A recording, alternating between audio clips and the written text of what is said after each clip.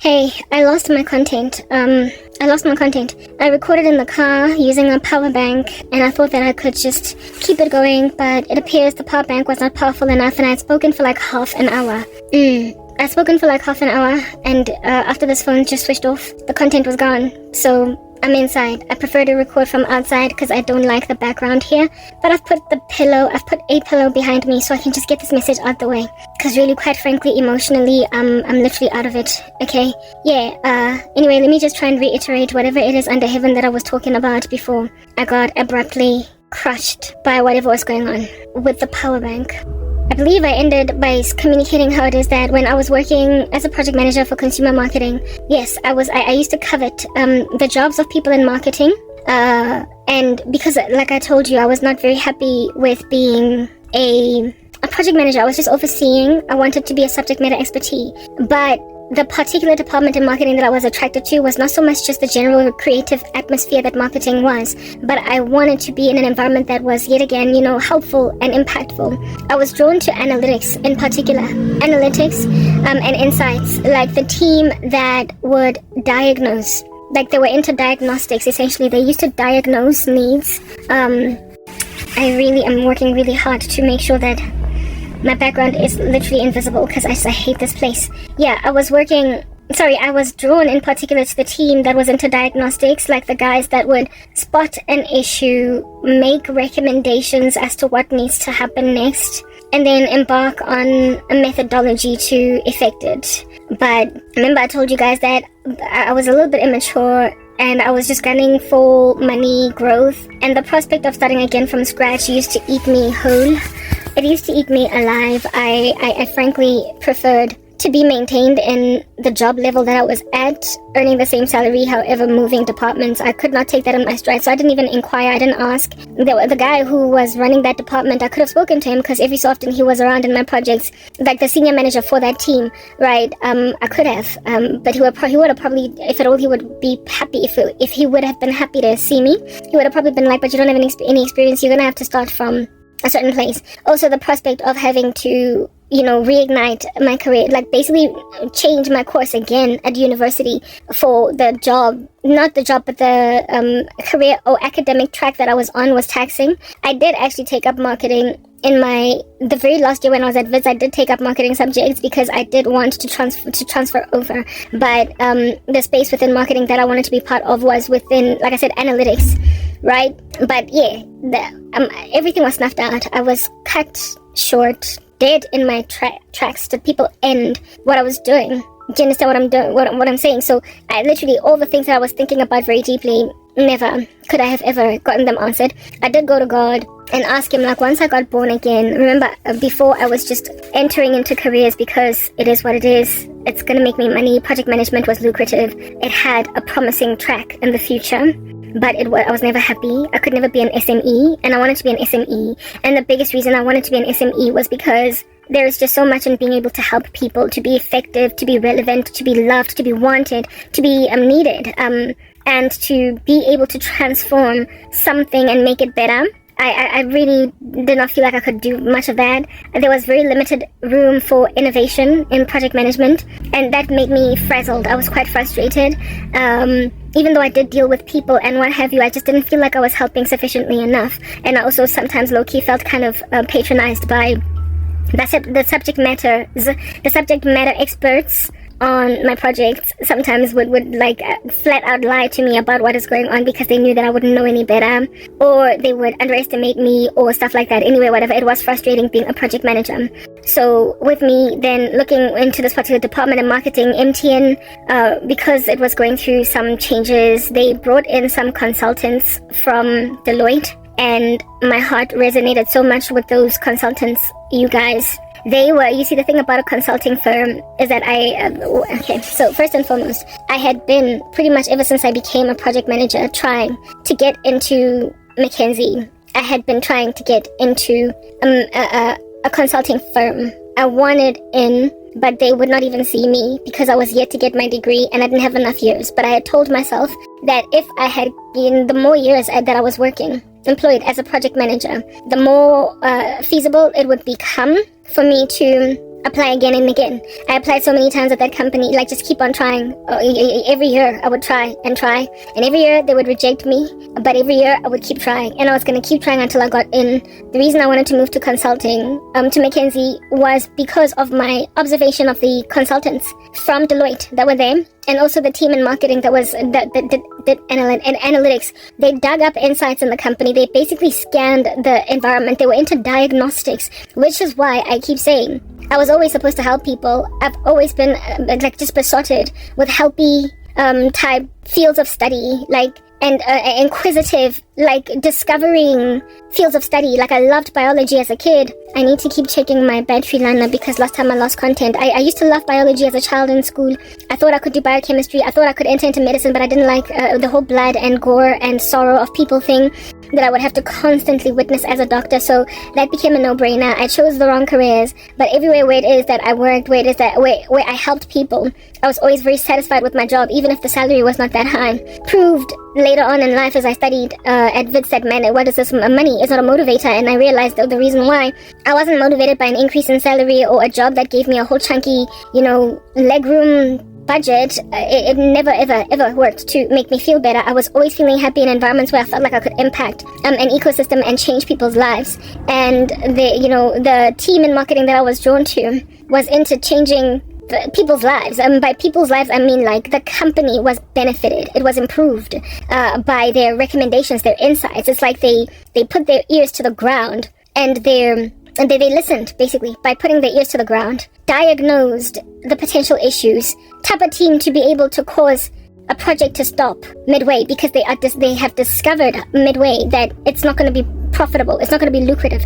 That being able to have your ear in the ground like that and then recommend the next steps, and so therefore save a situation from ending badly. Yeah, I was drawn to such environments as those because I've always been drawn to that. Just a solutions management type thing, like a diagnostics with a prescription type environment, which is why medicine was so attractive to me, but I couldn't quite do medicine for the reasons I've highlighted above. Biochemistry was attractive. It was all about fixing people's problems. That's just always been a thing with me. So I was drawn to that department because of that. The consultants at Deloitte, also, my heart resonated with theirs. I loved listening to their presentations.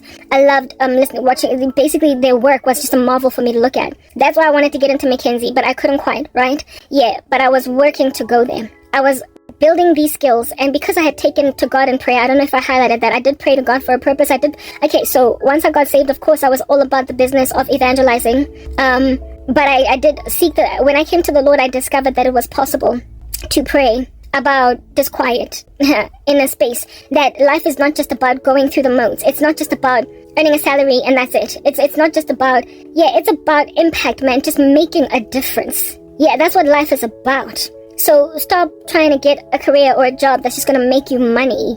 You're never going to have job satisfaction. You need something that's going to truly resonate with you. Which is why I believe I mentioned this and that was not cut out. I was drawn to law for those reasons, but in particular it was human rights law that I was interested in. I was drawn to biochemistry. I was drawn to medicine, the prospect of it. Biology as a subject in school. I was drawn to fields or jobs where it is that I was helping people, getting them from one place of sorrow, want, lack, need, and solution effected later, which is why I loved claims consulting and which is why I loved training, right? And in project management, all that was very vacuous. It was hollow, but it was the highest paying job that I ever had. And it had great prospects in the future, right? I took it to God, realized that the love of money is the root of all kinds of evil. Many who have wandered after it have pierced themselves with many pains. I prayed. I was like, God, I'm not happy. You can see that. Also in school, I just keep studying these subjects that, I'm passing, but I'm not really into it, I'm not really into it, and I don't even know what to do. I believe I might have mentioned the fact that I did study psychology, and I enjoyed it, but it was not quite the full deal. Something about it was halfway. It was half-baked. It was where I needed to be, but it was half-baked, and I just had that intrinsic knowledge, an intrinsic understanding that the field of psychology would give me a half-baked solution. I knew it was half-baked. I just knew. Before salvation, I just knew. And I highlighted in an earlier part that psychologists or theorists in this particular space, in the science or pseudoscience, some would call it, they are unsung theorists, or not theorists, theists. They are in denial theists. They are theologians that don't want to acknowledge God. I've said that multiple times, and in my former videos, you would have to go into them you would be able to gauge that message. Okay, yeah, type setup thing. So because I knew that psychology was something half-baked, I did not finish it off. Once I returned to school to study part-time type thing, I wasn't able to do law because Wits did not offer it. So I was just stuck with all of these subjects within my BCom that I would choose and just feel like every year what to do, but I just kept changing my majors. I kept changing my majors, which is why I studied for so long, because something was just not giving. I was just not, yeah, but anyway, I studied. That's why I have such a broad spectrum of knowledge concerning multiple fields, multiple academic areas. It's because I kept changing my majors, okay? Subjects, yeah.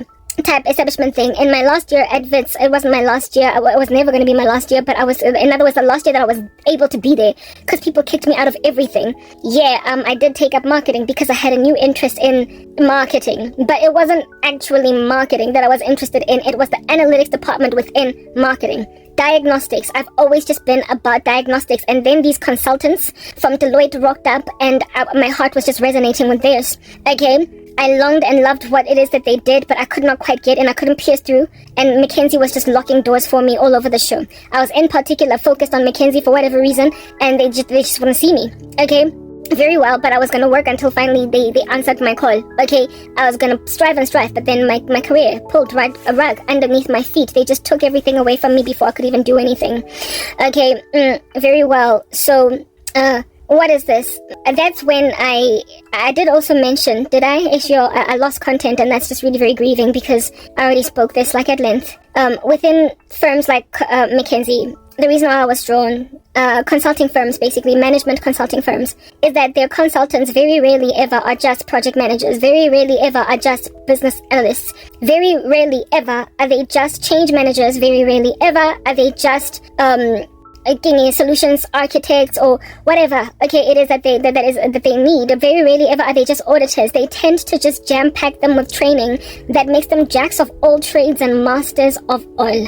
They are these superhumans, do you understand? Like literally they've got superpowers. Consultants have got superpowers. They can do any job. And that's why I wanted desperately to enter into that field, because I want that market, that particular job atmosphere, because I saw that I could go somewhere where I would basically be set up for success in the future in an environment where it is that I could morph like a chameleon, and also be of service in a way that is fluid and ever-changing without necessarily having to move from company to company or job to job. I could be all these things in one fell sweep insofar as I could get into a consulting firm. I knew that they offered themselves as a service provider to companies who need them for whatever reason. If a company is presently choking or having a little bit of a heart condition, consultants come in and they diagnose. They recommend a course of action, a treatment course, and then they recommend what it is that needs to be treated, and then they also recommend or put forward steps to effect this thing with granular detail. So we are speaking here, offering change, and then after they have effected this change, they then enable the adoption of their recommended solution to the company, following which they then exit and say, I hope you guys are good, right? Yeah, I loved that about what I came to learn was ultimately management consulting. Just a plethora, rocking up as a skill in a company to listen with a stethoscope. What is the issue? Diagnose it, right? Following which you would then come up with a treatment protocol and a strategy to effect recovery. I wanted to be somebody that could help a company not have to close shop. I think I've finally explained myself there. Took a while to get to the conclusion, but I prayed to God asking for purpose. In terms of the gospel, I already had a blog. I was writing, and I had big dreams for proliferating the message of peace. I wrote in it almost every single day. And in the office, I would evangelize colleagues. And in terms of a career, I sought the Lord's face. I was like, Father, help me work a job that I'm going to love, that is going to be aligned with my interests and my passions. And somewhere where it is that I'm not going to feel like I am gassed, you know, it must just come naturally, flow naturally through me, because I can't be a project manager for the rest of my life. Like, I can't. It's got a lucrative career. It's got a lucrative future, in the sense that project managers can earn a handsome salary, right? But I will always just be frustrated. I want to be an SME. I want to be an SME. What is the core thing that I love? What is the thing that would make me feel like here I'm right at home? What's going to make me feel right as rain in any ecosystem? And I came to discover that it is anywhere where it is that diagnostics is a thing, right? Listening to the underground to hear for a fluke of flaw, something that others aren't quite able to spot, something that other people cannot spot, and yet you have a knack for it. You are a penchant in that particular area. You are gifted at spotting that which others just can't see. And in so being that thing, you are able to, upon diagnosing it, then also recommend a course for action, treatment. I've always been desirous of humanitarian-like jobs, even within a very commercial corporate space. If at all it enabled a collective of people, it was always what I was trying to do. And I threw myself in project management, which could be supportive to people insofar as you know what you're doing, right? But it was too much of an oversight for me. I wanted to be down on the ground, getting my hands dirty with the stethoscope, listening for an issue. I couldn't get that with project management. I couldn't. And it was very taxing for me. It was not enough for me to merely be in marketing and be within this creative environment and be very excited and happy to market. It wasn't about marketing. It was about, like I said, diagnostics, analytics, insights gathering, and a recommendation of a treatment course. Any career that could give me that linear solving protocol for a day-to-day job was perfect. And I discovered that job within the realm of corporate was management consulting. I wanted to be, that's why I was drawn to McKinsey the way that I was. I wanted to be a management consultant. I eventually arrived at that space. I got there. Yo, it's hard. You know, kids, when they are in school, they get asked, what do you want to be when you grow up? A doctor. I want to be a lawyer. I want to be a fireman. Largely, they don't even know what in the world of heaven they want, but they just feel like that's what they need to say. Yeah.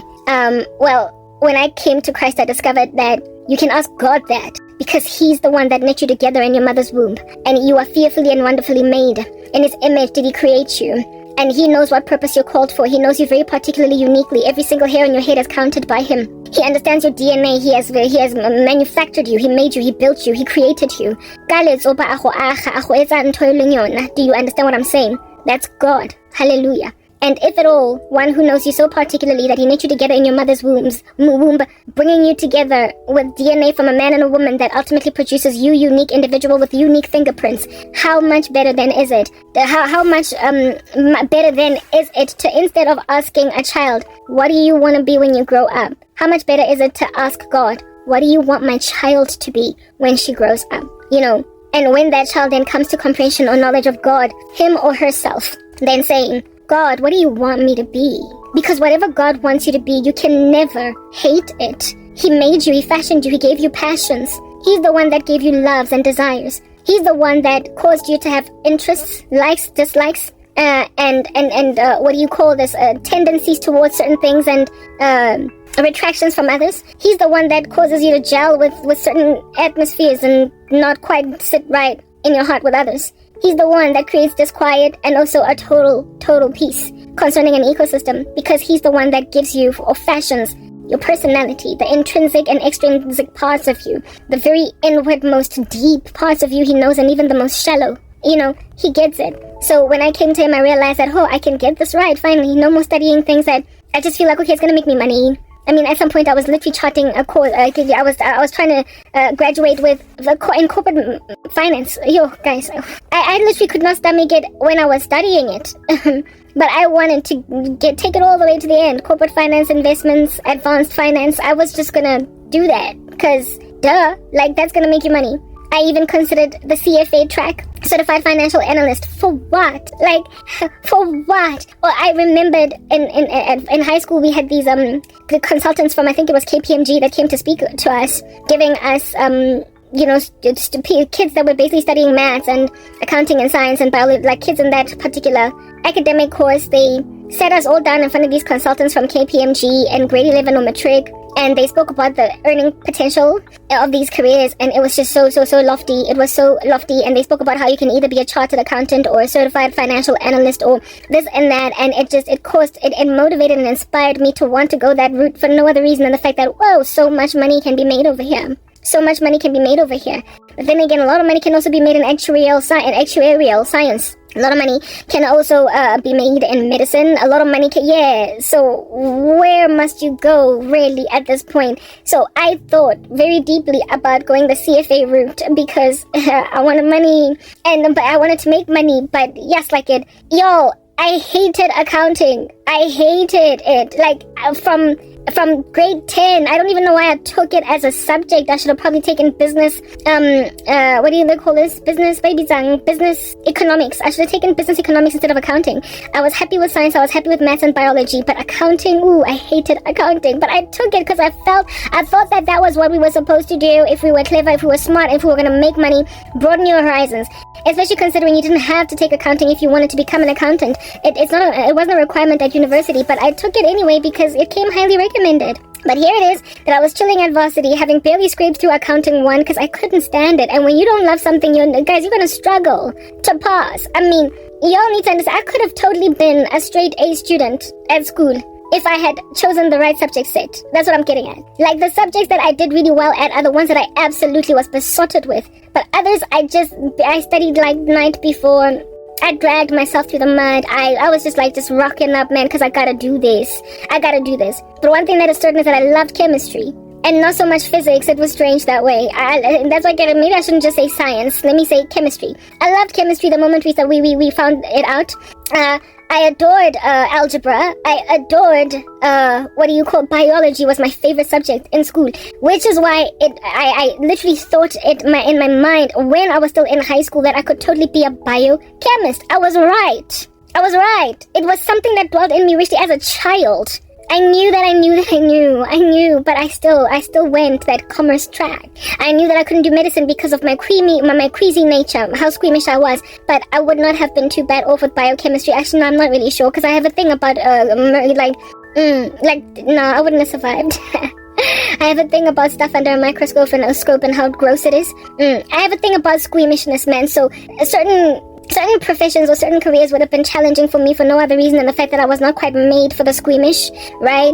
But I was onto something with biochemistry. I was onto something with medicine. I was onto something with with chemistry. I was onto something. I was onto something, but I ignored all that. I left it behind. Went to corporate, worked this very commercial job, nothing of the humanitarian side of it was applicable even in the slightest, but certain jobs enabled me to touch human beings in ways that were really, really reaching and impactful, and I was happy even though I wasn't earning very much there. So basically, if I could do away with the stuff that makes me vomit, and if I could do away with if I could do away with the stuff with what makes me vomit, but keep the helping of people, I would be okay. If I could still work somewhere where it is that I was helping people and I was significantly improving their lives, but without seeing their blood, I was good. What in the world is that? That's why I was drawn to human rights law. It's why I was drawn to that job as a claims consultant. That's why I loved it. That's why I loved training. But now here it is that I'm a project manager, and I'm looking at this analytics team in marketing, and I'm digging what they do. I love the work that these consultants from Deloitte are doing at MTN. I resonate with them. They're like peas in a pod, birds of a feather. They are these unsung heroes that I'm looking at, right? That don't even recognize just how much they're inspiring me. And I feel frustrated that I'm locked out of a space that I belong to because, I don't yet have my degree. I don't have enough years of experience, and McKinsey doesn't want to see me. And at the time, I was obsessed with McKinsey because I didn't study any other consulting firm. Okay, very well. My love for management consulting started there. Even though I get to enter into the industry, I figured with project management, eventually, I will garner for myself enough years to get in there. Eventually. I knew I was eventually going to get in, and if not through McKinsey, somebody else out there, maybe even me and not Deloitte. Okay, fine, whatever. Okay, I wait, but I prayed. And God opened up my eyes. He is the one who knits me together, remember, in my mother's womb. I prayed to him and I'm like, Lord, you know my issues. You remember me from high school all the way back in the day. You remember Okuti Njani. I'm not happy here. I'm not sad either. I'm not broken. I'm not devil. I don't hate my job, but I also don't love it. It would be great if I didn't have to stay in a career that is just going to be something that I'm going through. You said in your word that whatever we do, we must work heartily as unto the Lord. You know how hard it is for me to work heartily when I don't love something. God, I'm just being honest with you. You know how in school I had this weird report card. Even with my academic transcript at WITS, it's weird. It's weird. All the only description I can give my academic transcript is weird. Why? Because in certain parts of my academic transcript, you would think I'm an average or even an underperformer student. And in certain other parts of my academic transcript, I've got trophies. I've got rewards. I've got stars. I would have, like, proper. I have a weird academic, like, not just my academic transcript at WITS, but also my report at school. One part, there would be like an 93% for something. And then another part, I'm sitting on like 42%. It's not that I can't study, and it's not that I don't know how to pass really well. It's just that I struggle to invest effort in something that I'm not feeling. And it came through in school. And it also came through in corporate. It came through so much. It came through. I did a video where I was speaking about my experiences under certain bosses, and how it is that one boss called me a still quiet lake in one portion and a violent volcano in another, because I'm on and off. I'm really super excellent in one portion, and then another you would think that I'm just dropping the ball. I said to God, you know that I'm like that. You know that I've got a little bit of a bipolar way of being academically as well as professionally. And this year, bipolar is not going to work. If at all, I'm going to be taken seriously professionally in the future. It's the reason even why it is that I've got so many, I keep skipping from job to job. It's because of the bipolar. Like with the job where I was a claims consultant, I loved what it is that I was doing, but it was, I didn't have the money. It was this call center environment. It was and my boss was also giving me, there's always just been something that caused a bipolar situation where it is that I could not be the fullness of what it is that I wanted to be. And I sought the Lord's face to improve those circumstances. Let me save this, because this here filter and video editing, this camera, it gives me problems sometimes. Very well. I took it to God, and I was like, Lord, you know that I can you know that if when it calls for it, if at all I were to be given something that really is my heart, you know that I would slay anything and everything in these streets. You know what a David I am to Goliath structures when it comes to passions. You know that I can walk into any industry, any shoe, any environment, and if I'm filling the space, everybody that's been there for 10 years is going to be uncomfortable with my presence. You know the potential to excel that I have. And you said in your word that whatever we do, we must do it heartily as unto you, and work hard. And whether we eat or drink, we must do it all for your glory. You also know how hard it is for me to strive and excel in something that I'm just gathering dust, man. In my heart, it's not quite catching. It's not like blackjacks on wool. You know. So for the sake of my soul, and for the sake of my hard work, so I'm not so bipolar, underperforming in certain parts because I just don't care to put any effort into that, please give me something that's going to make me soar like a bird, because I'm so feeling it. I sought the Lord's face. I continued to work my job and whatnot, and slowly but surely Jesus brought all these cues, these hints in my path. From the time that I prayed that prayer, he brought the cues in my path. I worked with resources on my projects whose jobs I low-key coveted. I wanted their jobs. I was disquieted with my lack of subject matter expertise in project management, and I used to admire and long for the jobs of my colleagues that were reporting into my projects. So my business analysts, my segment managers, the people that were basically resources on my projects that I was leading. I liked their jobs so much that I was just so unhappy with where it is that I found myself, until ultimately the team, the analytics team of marketing, how it is even that I happened upon what they in particular do was because of the changes that MTN was making. And with the changes that were being made, they brought consultants in from Deloitte. My boss would ask me to sit in on some of the meetings where it is that these consultants were doing work, because I was a project manager on these marketing projects. And these ladies and dudes would start speaking and presenting and sharing their insights, working together with the team from marketing that is into also insights. And just the combination was like, it was so awe-inspiring. It was so awe-inspiring for me to listen to these people speak and watch their job. And I was like, this is it. This is it. And upon saying this is it, I, of course, I didn't know what it was. I just knew that I wished I was a consultant like these two. These people that were busy doing that. And the job inside MTN that was similar to theirs. I then started to kind of look at it closely. I then started to volunteer attending these meetings, because as a project manager, you get to not eavesdrop, what is the word that I'm looking for? Just sort of kind of bum a ride in whatever meetings that are relevant to your project. You can just go, just rock up and be like a fly on the wall, because hey, this is linked to my project. So instead of just letting them have their own, team meeting and then come and report to you, You could totally just impose. And I did that. I started to impose and rock up in these meetings, and they were not disquieted by my presence because, like I said, I was their project manager. So they were like, oh, Gabo, hi, and nice to see you. Welcome. And then I would just sit there and listen, and I was like, this is it. This is it. But I didn't have enough time because, I was sabotaged. The rug was pulled from underneath my feet. I didn't have enough time to try and negotiate for my own space with the people inside the company. Neither stay in the job long enough to gather experience so I can finally get into Mackenzie. I was kicked out. Earlier I came and I was like, guys, akalikupa mosebetsi. Hakalikupa mosebetsi. Akalikupa hore leng hire. Ne ke na le ona mosebetsi la nkoba. La nkosta career kaofela. La dula morago, and you sat back and did nothing about my pain. And now these years down the line, nifunugu like you wanna unanswer prayer that was answered at some point. Le batla ho unanswer dithapelo tsaka.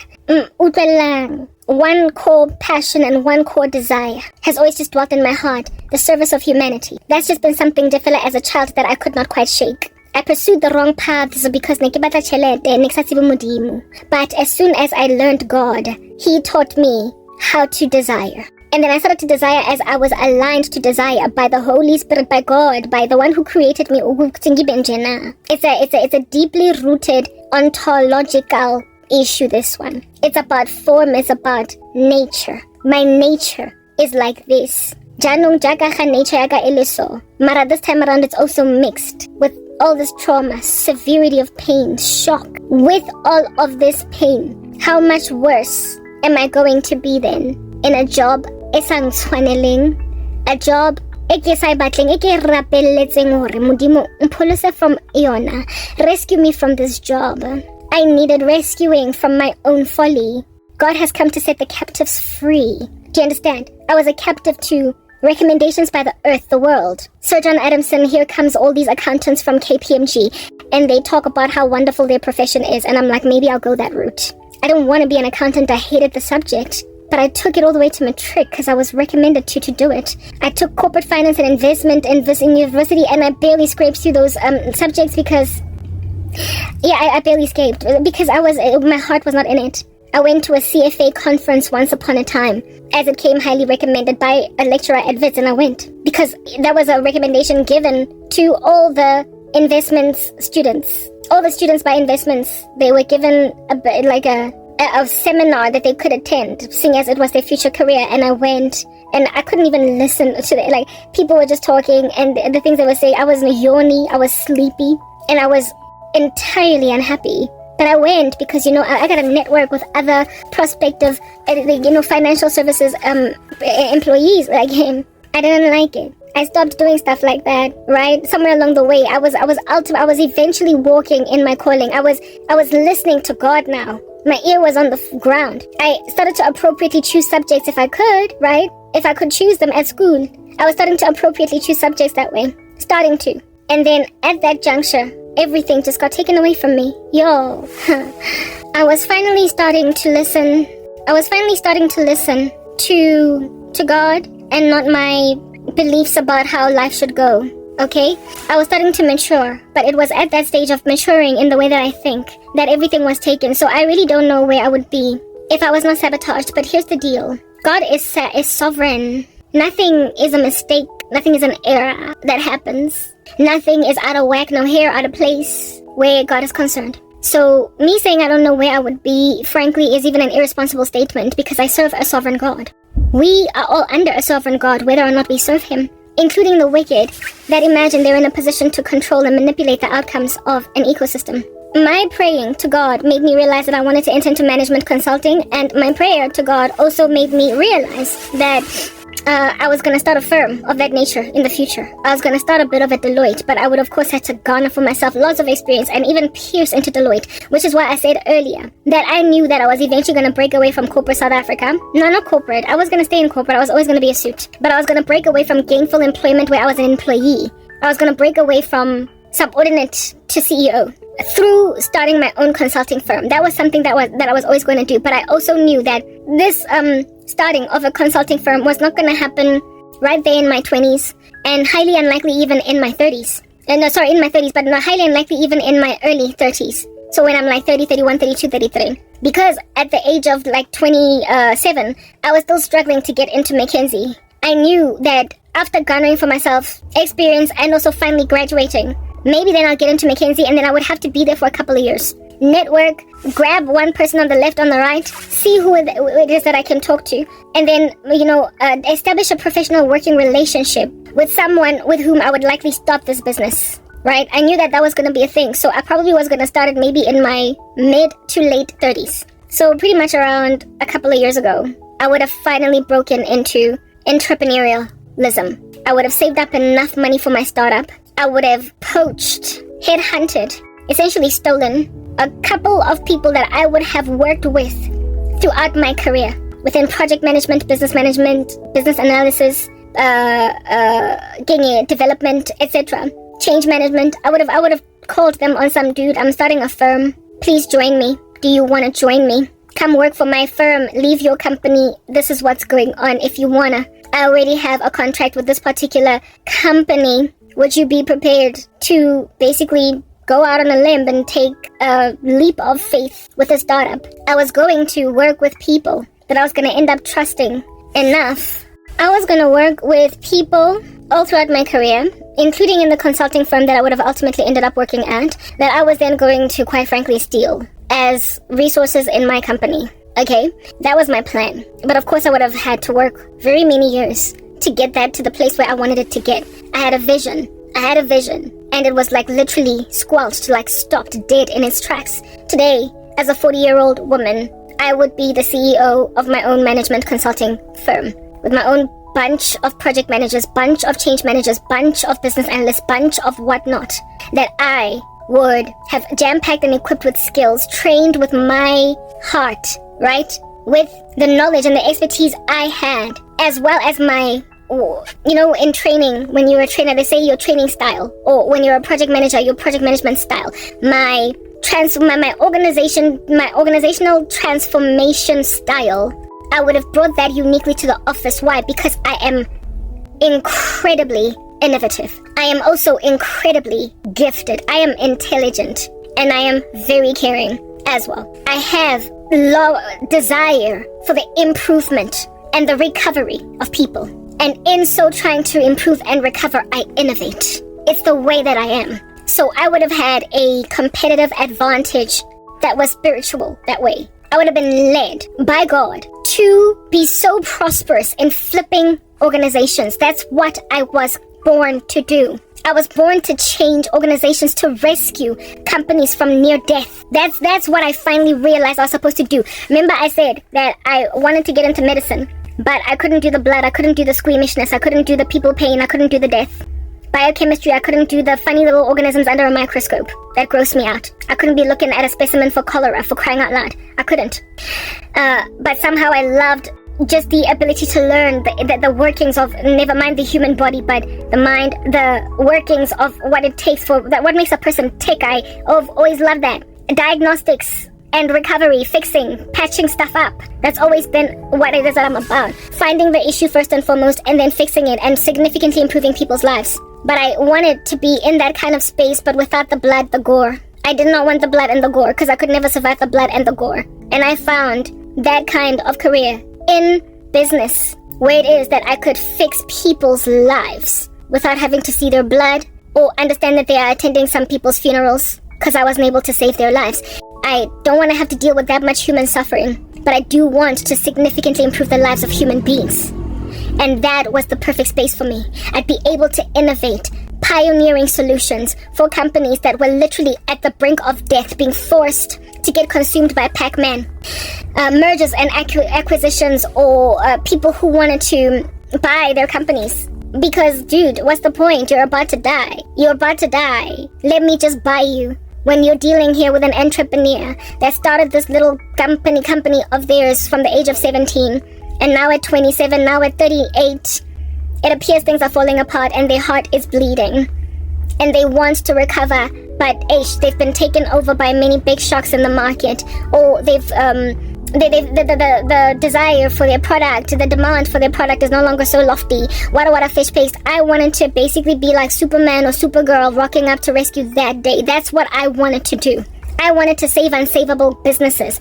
I wanted to rescue unrescuable people. I wanted to salvage unsalvageable folk. I wanted to bring a heartbeat back to companies that thought they had to sell and then gave me a chance, give me 6 months, and me flip that to a point where now they would have to retract even the sale. I wanted to be the kind of resource that would enable a sole proprietor whose business did really well, but in the absence of them going public, if they go public, they would have to basically close shop because there's just too much investment financially involved in it. I wanted to be able to make it possible for such a person as this, or a family business like this, to not have to go public because of the risks that come with going public. That one day a whole board of directors can make a decision that the founder, I saw it happen at MTN, it was very heartbreaking. One day some board of directors making a decision to get rid of you because either you're getting old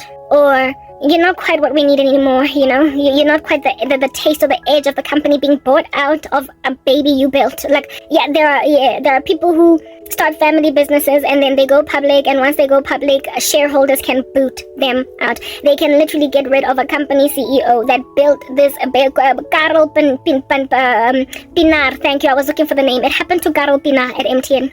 And it broke my heart. I'm emotional just thinking about it. He was ultimately made the CEO of MTN SA, but there came a time when they were like, you gotta go. Karel was one of the founders of MTN. He was there when everybody was in the blood, sweat, and tears phase, building it from the ground up, and somewhere along the way, he became obsolete to MTN. He became obsolete. I mean, when you have started something, you know the level of bitterness that can cause in a person. When you have started something and it was your baby, you built it in your parents' garage, you are Steve Jobs. And then one day somebody decides that you're too old or you are not innovative enough, and they bring in some random that has not done the time, has not seen the flames that you saw, and they are there apparently to much better able to flip around that organization. I wanted to be able to come into the picture and enable a person that is facing that kind of severity of loss to just not have to endure it, to not have to go public because I somehow turned it around, that you can keep this literally within the family business. Or if you do go public, for you to not end up like Karel Pinar, just thrown away because you got older, you got too whatever, you know? It was just not quite the feel or the touch of what we're looking for. This place is brutal. Corporate is brutal. The business place is brutal. It has no care for human beings. That's not how God is. The Lord cares for the thing that slapped upside the head Karel Pinar. The Lord cares, you know? Like, literally, Jesus hates unsavory business practices. He hates brutality. He hates tactless ransacking of people. He hates the pulling from underneath people's feet of rags. Like, it's written in God's word, if anybody does not want to work, let them not eat. God has a thing about fairness, okay? So if you put in the work and you're still not eating, of course, then that is an abomination to him. It's an abomination. Business managers, leaders, CEOs having to walk out of their own companies with a big fat chunky buyout, sit at home and retire by force because people said so. Yeah, God hates that. You all need to understand, Christians chilling in corporate South Africa, or corporate wherever you may find yourself, there are things that God hates. There are principles that are biblical, that are being ignored by the body of Christ, that are presently being practiced in the organizations where you work, and you think that this is just business. It's a brutal game. It doesn't have to be. It doesn't have to be. Essentially, I had a value proposition to men and women like Karel Pinar, businesses like those, startup businesses that don't want to go public, or a successful, small little family businesses that want to expand, want to grow, but without going public. I wanted to be able to enable companies like these to basically keep it in the family, so that no random backstabbing by some saboteur from the outside flying in as a pestilence, a virus, a bacteria, coursing through the veins of a family's heritage, taking it because you went public. You had to have seen this coming. I wanted to help companies like those, but I was never going to get there unless I first worked for a consulting firm, established my own business model, and then poached some resources right off the floors of corporate South Africa, and us go and become a dream team. I wanted to create a dream team, and I imagined that my future husband was likely in that dream team, but I didn't get to do that. It was my heart that mattered, do you understand? I was a Christian, and I was going to help South Africa's economy in a very godly way. I was going to care about things that people don't care about, like the fact that this here has been in the family for 20 years. People don't care about that, but you see, God cares about every last one. It's written that cast your burdens upon the Lord, and because he cares for you. God cares about that which brutal businessmen and women that are cold don't care about. And I wanted to be that difference. I wanted to be that difference. And then that was ripped from underneath my feet. So azange ningithathele isuit yam nekwaekwae. You took away my opportunity to salvage unhappy entrepreneurs that were facing shutting down of their businesses. Basically I was going to be a suicide prevention consulting firm. The kind of firm that would cause a man that would have ended his life because all of his life's work is now going down the drain because of some merger and acquisition. I was going to bring them back from that. It was all about Jesus. It was about God. It was about his passion for hard labor. It was about caring that people should not just lose what they've worked hard on. It was about helping businesses thrive and survive that were struggling to get started. I wanted to be that difference. I wanted to be a doctor, but I couldn't be one, but I could be a corporate one. I could be a financial doctor. I could be a business doctor. Thank you. I could be a general practitioner for brick and mortar structures that you call companies and the people they're in. I was going to be a doctor without the blood. I was going to be a caretaker without the fatalities, without having to deal with gross-looking microorganisms under a microscope. I was going to be a biochemist. I was going to manufacture medicines that heal people, bring them from the precipice of death, but without having to deal with microorganisms. I was going to be a management consulting firm with a dream team. That's what I was going to do. And then it was just taken away. And now I am a 40-year-old woman with a lot of intelligence, a lot of giftedness, a lot of passion, sitting here being offered stupid admin jobs by deadbeat randos that sabotaged my career and now are trying to get me to settle or even apologize to them for continuing to do that which has always been my call in God, helping people, giving them pioneering solutions that nobody else was able to because I have an ear for diagnosis. I have a heart and an eye for diagnosis. I have a way about identifying root causes of people's issues. And I do that in my ministry every single day. I do that in my ministry. I diagnose problems. I am like a pathologist. Just not the kind that deals with blood and samples and petri dishes and specimens. Just not that kind. Just the kind that is very pragmatic in what's going on with the human mind. Remember, I said that psychologists are like these unsung theists. Yeah, I was right about the half-hearted nature of psychology. I took it all the way to the end. His name is Jesus. I got saved. I found Christ and he finished the half-open loop of psychology. He made me realize that my interest in the mind and how people think and how to fix them and how to help them, how to counsel them. Yeah, it's not enough if there's no God involved. It's not enough if there's no God. If anything, it worked. I remember after breaking up with my ex-boyfriend, I was all bereft and sad. And then some colleague of mine recommended I go see this a Christian therapist if I want to talk about it. I went. I did not know this woman. What do you call this? Of course I didn't know the woman, but I didn't know Christ at the time. I wasn't born again. But I was prepared to say that I'm Christian. I mean, what's it gonna hurt? I was prepared to say I'm Christian. What's it gonna hurt? So I took this chick's recommendation. I called this particular therapist. I went and I sat with her. And she low-key evangelized me. She was one of the people that planted seeds. I had been to therapists before. When I was 21, I was suicidal. And my mom took me to a shrink, some lady in Durban that tried to counsel me, but it just nothing worked. It just felt empty. It was vacuous. I also went to see a therapist when I was working at MTN. And I was going through a lot, kochaya and whatnot, and I decided to go and see some secular therapist to talk about it, and she was so fluffy. It was so fluffy. So do you want to talk about it? Explain. I couldn't. But that one, the one after my boyfriend, the one that was a participant in the glory of God in my redemption, she was used as a vessel. She used the Bible. She counseled me in God. She counseled me in Christ, and she gave me an assignment to go home and do that. She said that go and read the Bible and then come back and tell next time in the session that you come back to next time, you must have an answer as to who you think you are in God's eyes after reading the Bible. I did that assignment and it was just so healing. She actually healed my heart. And I was broken up with my ex. That was the thing that made me go to her. Right?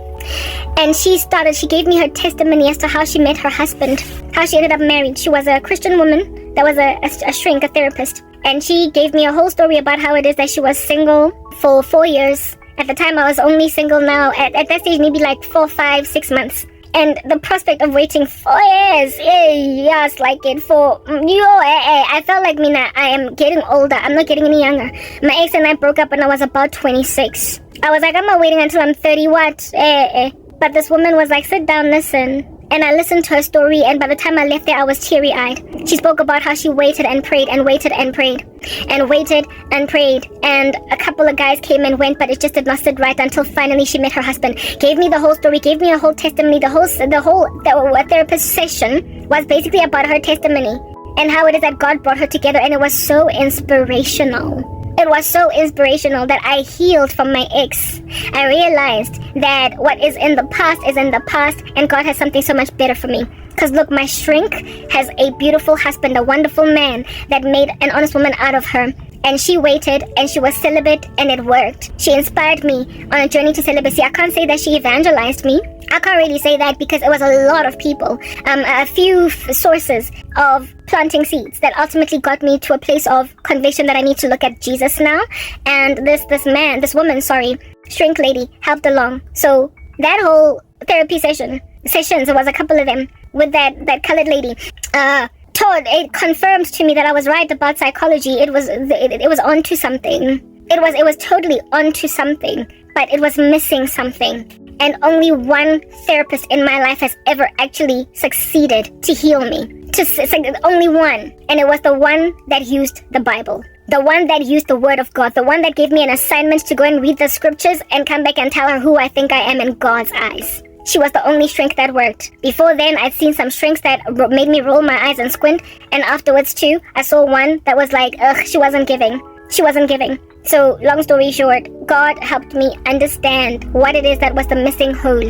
Humanity, it is God. That vacuous hole in your hearts is God. That you know that you need to sit in front of somebody and talk. They're not wrong, these shrinks. They are onto something. You have diagnosed diseases, illnesses, mental illnesses. You've called them schizophrenia. You have called them a neurosis. You have called them, you get my point, alright? Yeah. You have called them post-traumatic stress. You have called them confabulation. You've given them names. You've called people's relationship issues, attachment styles, anxious, ambivalent. You have called them ones who are suffering from Stockholm syndrome. You've come up with it all. And even though it's not listed in medical journals or psychology journals, narcissistic personality disorder, you've given it a name. But when you add Jesus, when you basically go to God Almighty, you close the loop of emptiness, that vacuous hole. When you sit in front of a person and you talk about life, when you don't add God, you don't get a solution. You just leave there worse than you started. You leave there still empty, but now you've shared your deepest, wildest secrets